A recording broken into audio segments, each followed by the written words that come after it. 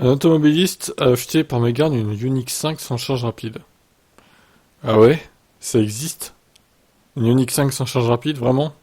C'est fou ça. Bon, je passe l'intro, alors voyons. Toutes les voitures électriques peuvent charger en DC à quelques exceptions près, ces dernières sont achetées en connaissance de cause. Mais pas pour ce jeune propriétaire canadien de Ioniq 5. Un mois après avoir pris livraison de son nouveau véhicule, il a voulu se lancer dans un voyage au long cours, c'est là qu'il a découvert que la Coréenne ne disposait pas de la prise combo CCS dédiée à la charge rapide. Quand il a créé un sujet sur le forum Ioniq 5 local pour savoir s'il était possible d'en faire monter une après l'achat, il a cependant été reçu par une première vague de scepticisme comme on le voit tant sur internet. Certains pensant qu'il n'avait pas retiré le cache du connecteur, ou qu'il voulait se brancher sur une branche ANEMO.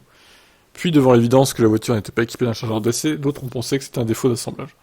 Mais ce n'était pas le cas sans le savoir, il a en fait acheté la plus basique des Ioniq 5 jamais fabriquée en finition essentielle, mais la plus rare.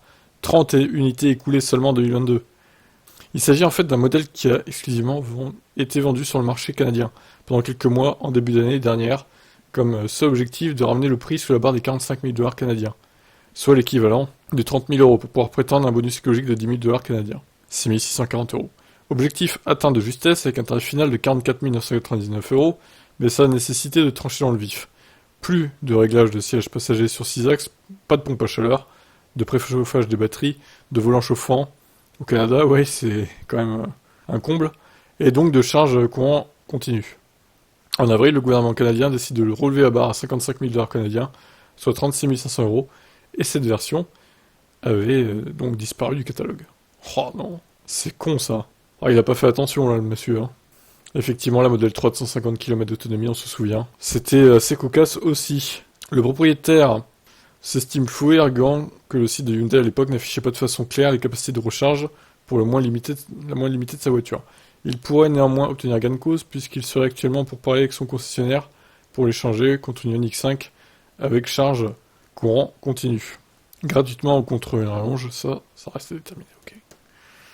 Bon bah ouais. Alors est-ce qu'il a mal lu la brochure? Du coup il pensait vraiment qu'il y avait la charge rapide même sur cette version-là. Effectivement, sans charge rapide, une telle voiture, c'est compliqué quand même. Sachant qu'il y a quand même une grosse batterie. Et 11 kW, c'est pas beaucoup, hein, un courant continu. Ah, un courant alternatif. Donc c'est handicapant quand même. À moins, encore une fois, de pas faire beaucoup de trajets très longs et que ça pose pas de problème, mais bon. Canada, c'est grand quand même. Et puis il fait froid. Donc ça consomme plus. Allez, ciao.